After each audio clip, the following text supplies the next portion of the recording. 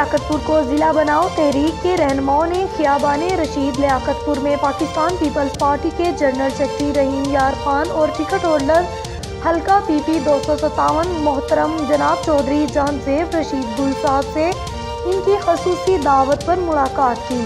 तहरीक के रहनुमाओं ने चौधरी जहांजेब रशीद साहब को लियाकतपुर की आबादी, हदूदो अरबा और मसाइल के बारे में बताया और जुलाई हेडक्वार्टर दूर होने की वजह से लियाकतपुर के आवाम को दरपेश मसाइल हैं। चौधरी जहांजेब रशीद साहब ने तहरीक के रहनुमाओं को और अहलियाने लियाकतपुर को यकीन दिलाया कि वो लियाकतपुर को ज़िला बनवाने के लिए हर कोशिश करेंगे और लियाकतपुर को ज़िला बनवाने के लिए किसी भी सियासी लीडर के घर जाने के लिए तैयार हैं। इंशाअल्लाह बहुत जल्द इसमें मज़ीद तरक्की और तब्दीली आएगी।